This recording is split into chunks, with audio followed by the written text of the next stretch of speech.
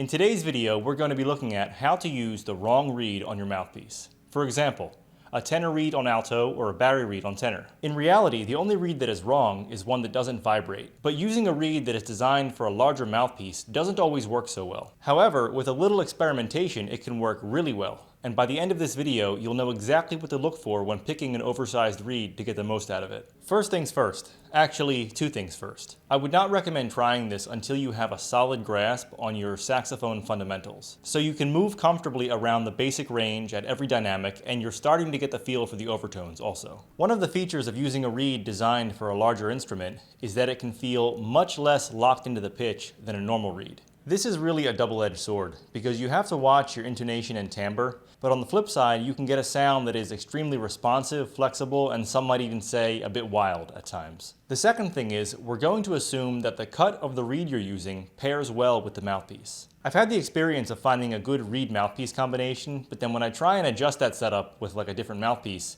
the reed just does not want to vibrate. For example, I was playing a baritone sax reed on a 9-star tenor mouthpiece and it felt a little too free-blowing, so I thought, maybe if I try this on a 10-star, it'll feel more stable. The 10-star mouthpiece that I tried was a completely different model than the 9-star mouthpiece, and it ended up not working at all. So let's assume the main variables are a certain cut of reed you're using, just in different strengths, versus a specific mouthpiece model in different tip openings. So how to get going looking for a reed mouthpiece combination that's going to work for you.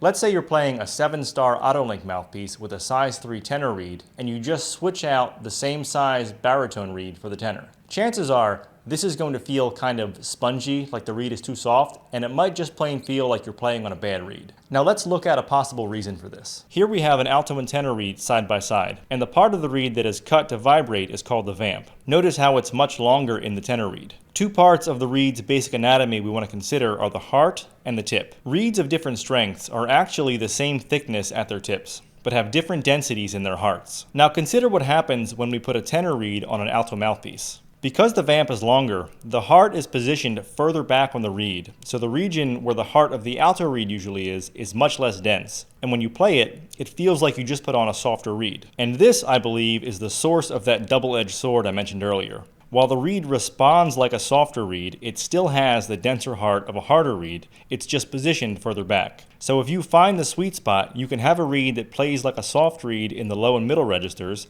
but feels as stable as a harder reed that can offer more stability as you move into the extreme high register. So let's go back to our 7-star Auto-Link example. If you want to try a baritone reed on this mouthpiece and you're using a size 3 tenor reed, you'll probably want to use a 3.5, 4, or even 4.5 baritone reed. Changing the other variable, if you want to stick with the size 3 baritone reed, you'll probably need an 8-star, 9, or even bigger mouthpiece. These rules we're establishing are very general, so feel free to mix and match whatever combination to see what works best for you. For example, you might have a tenor sax reed, in this case a 2.25 Leger American cut, which responds very well in the lower and middle altissimo registers, but then as you get too high, the reed has trouble vibrating and the sound kind of chokes off.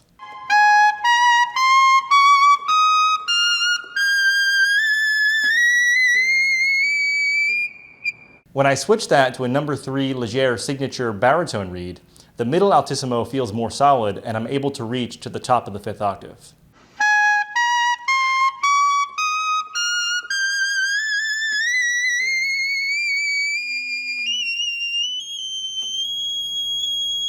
Now there was a note or two missing there, but that has more to do with me not playing tenor for several months than it does the choice of the reed. So that's pretty much all there is to finding a larger reed for your mouthpiece. And with a bit of experimentation, you can find a setup that is really fun to play and provides a very unique sonic palette. Personally, I do this a lot on alto, and I find that when you apply ghost tonguing or doodle tonguing, as is common in bebop articulation, the note really pops out when you pull your tongue off the reed.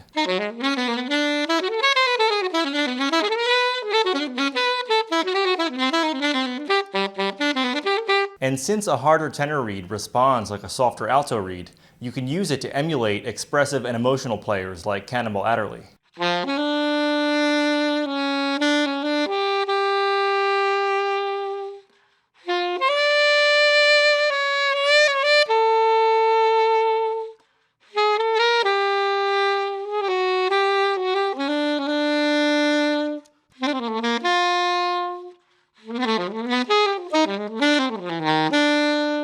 But is there any precedent for using oversized reeds on your setup? Are there any well-known players that have adopted this practice? Well, there's Place Johnson, who made famous the Pink Panther theme playing a 1.5 baritone reed on about a 150 tip opening on a Berg Larsen mouthpiece. This is about a 12 in the typical numbering system, so a very soft baritone reed on a massive tenor mouthpiece. And supposedly, Earl Bostic used a tenor sax reed on his alto. After trying this myself, his sound makes a lot more sense to me, and the altissimo pyrotechnics he performs on Up There in Orbit feel really good on this setup.